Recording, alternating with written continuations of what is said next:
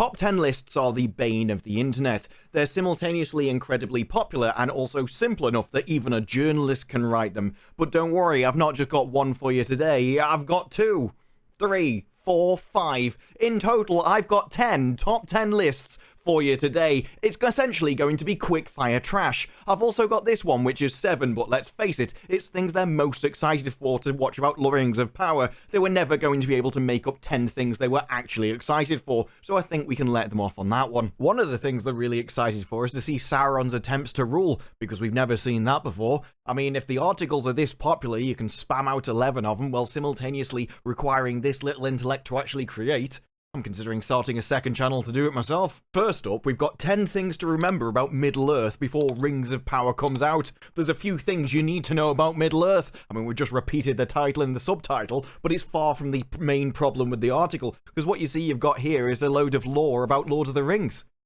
That's all completely pointless, isn't it? It's not as if Amazon's going to know or care about any of it themselves, so why would the audience need to learn it? All in all, this might be the first case of a journalist caring more about the show than Amazon does. Screen Rant comes in with the 10 best Twitter reactions to the Rings of Power, and this is a weird one, because the entire article is essentially a genuine normal opinion that someone posted on Twitter, and then their entire rebuttal about how horrific it is. Like in this one, where it said that casting elves is almost impossible because they have to be glowing, light-footed, clear of voice, and always flawless. So in other words, you've got to actually cast someone attractive. And for Screen Rant, this is an unrealistic standard, to which I can only say, Screen Rant, who hurt you? Now I have to admit, if you've been looking at the fashion catwalks recently, then you'll see that actually it does give a false impression that apparently attractive people no longer exist in the world. And it gets better when you realise they've not just got to be attractive, but also have to be strong and wise, and this is probably what they mean by unrealistic. Kinda makes me want to do a video about the top 10 times that Screen Rant was accidentally based. We also get given the gift of this glorious meme, although nowadays the only thing I can notice about it is her lopsided face. Honestly, with her hair that ski-whiff, it's amazing she doesn't walk around with a crick neck. Rings of Power, 10 things to surmise from the trailers. Now, it was only a minute long, but if we just read back what we saw and then make up some stuff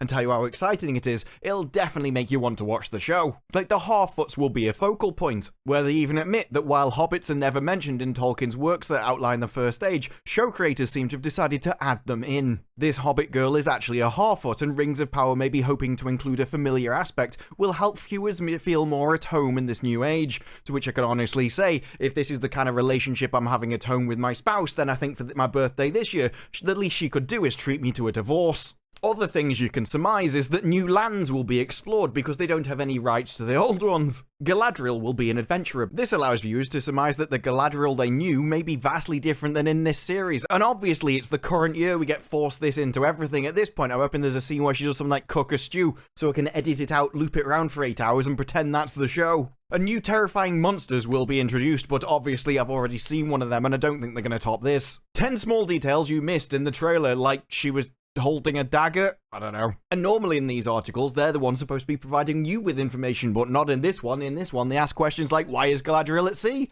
I don't know. I thought that's what you were for. The monster. Yeah, I'm sure everyone watched that trailer and literally nobody at all saw this huge creature attacking someone. And a different kind of hobbit. I'm not sure if this article should really be 10 small details you missed or 10 really obvious things that you noticed that were just going to repeat at you again. 10 characters you should know before the Lord of the Rings of Power arrive. My favourite part about this is the implication that Amazon's going to do such a dog's breakfast of actually introducing the characters that you should probably put the legwork in yourself and learn them all first. Bronwyn. Now, Bronwyn is a healer and a single mother, and from the quality of writing we've seen so far from Amazon, that probably makes her son Jon Snow. For some fans, original characters may leave a bitter taste, but she may be an amalgamation of other characters that the series just wouldn't have time to explore individually, because the only thing that can satiate people who aren't fans of original characters could be by actually destroying a whole array of other characters that actually existed and just shoving them and crushing them into some random new person you've created, and you've also turned into a single mother for a reason I can't actually think of why you'd do it for plot reasons,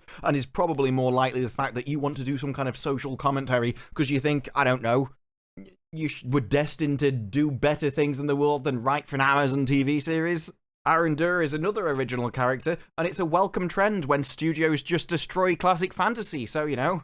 At least Collider's being honest with us. Now, obviously, Rings of Power is 7 months away, so you're going to need things to do in the meantime. And that's why they said 10 great shows to tide you over until Rings of Power and the House of Dragon actually comes out. Yeah, we're just essentially stuffing keywords into this one and seeing where we end up in the Google search terms. So rather bizarrely, we've just got an eclectic mix of rather average TV shows, and they had all of them from the entire beginning of time to actually think about. So how on earth we start with essentially a BBC Musketeers show from 2014, I'm not really sure where we end up. Now, there are some good things in here. Shadow and Bone is strictly average. I did enjoy the Clone Wars, and I've heard Arcane's great, but obviously if I was giving recommendations, I'd say just choose coupling and go from there. I think the main problem here is because the Rings of Power isn't actually built upon anything, all the people that want to make top 10 lists don't even have top 10 things to talk about, so they start talking about other shows and just put Rings of Power in the title to get some keywords and some views. I think it's disgusting, and it's certainly not a strategy I'd use.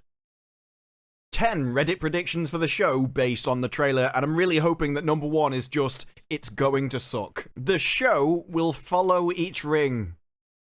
Big brains here. Hobbits will be different than viewers are used to, and I'm assuming they came up with this theory because they've got eyes. There'll be more travelling over gorgeous landscapes. Again, this isn't a theory, it's just another reference to the aforementioned eyes. The series won't appear as smooth as the trailer. Amazon trailers tend to look very clean, and the finished product can still look grittier. Yes, maybe, possibly, we don't know yet, we haven't seen it, is it out yet? All you've got to do is look at the Wheel of Time and see how that turned out. The series will be independent of Tolkien's work, mainly because they don't have the rights to any of them. I've got to be honest, when I saw the title and read it was Reddit theories, I didn't exactly have high hopes, but I was expecting at least creative theories and not just blatant facts which have already been said. When the Lord of the Rings movies first released, Tolkien fans were upset by how much the writers had changed. Now, however, the movie trilogies are regarded as completely canon, and I don't quite see how this could be true. The movie trilogy is simply an adaptation of the books.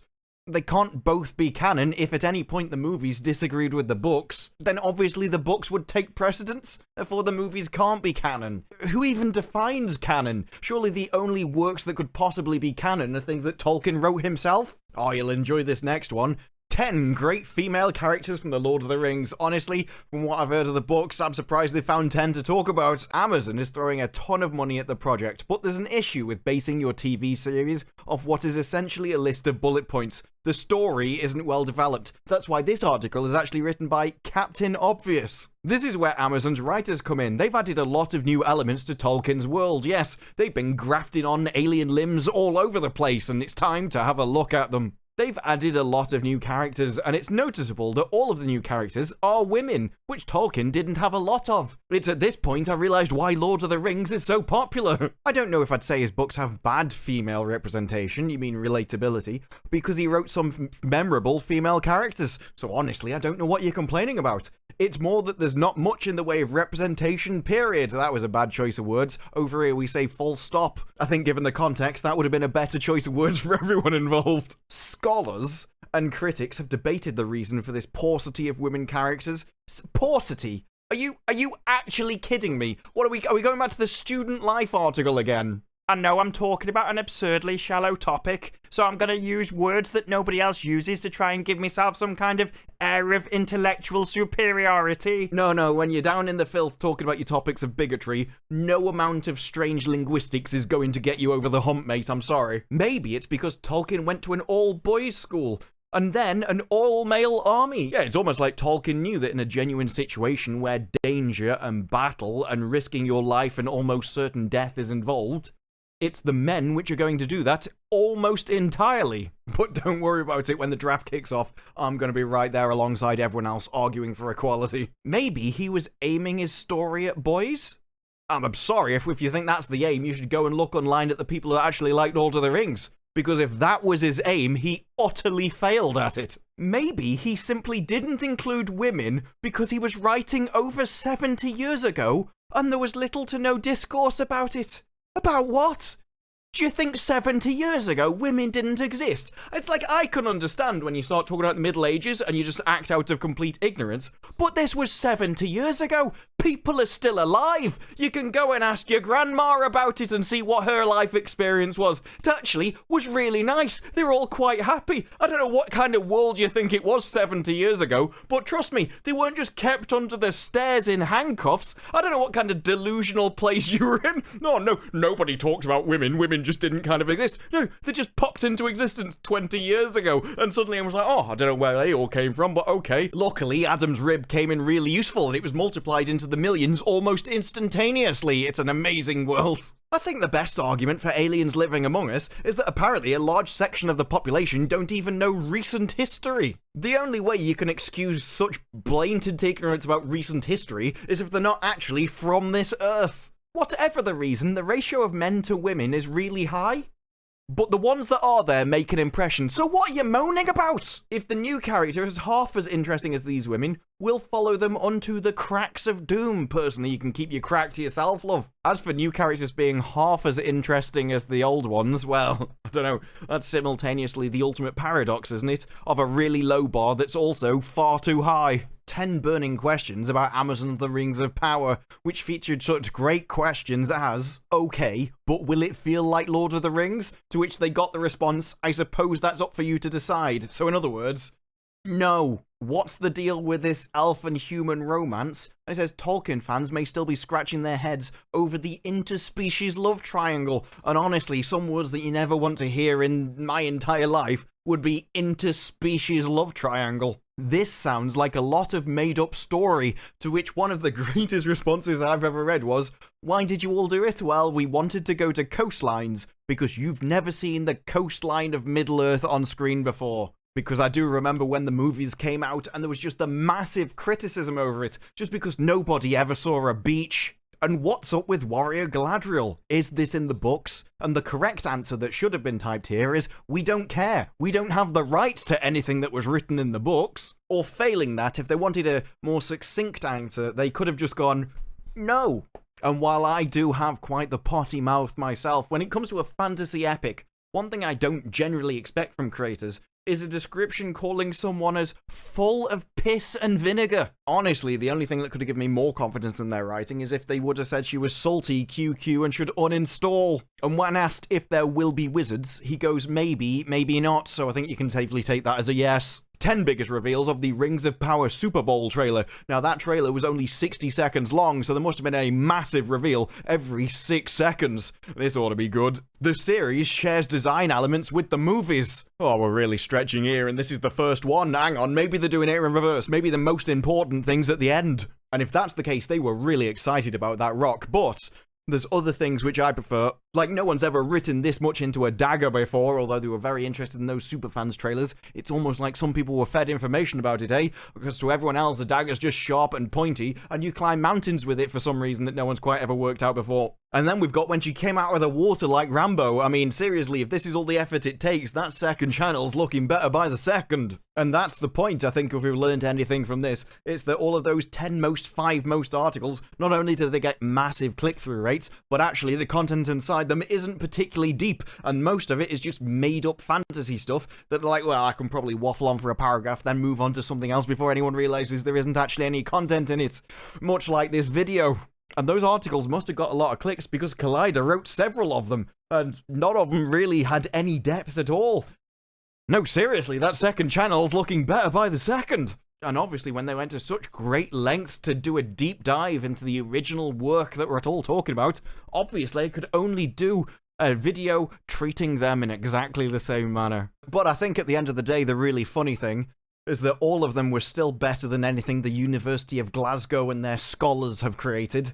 So, you know, win for trash journalism, down a point for academia. Let me know your thoughts down in the comments below. If you like the video, press like, subscribe, more videos like this in the future, and I will see you in the next one. Bye-bye.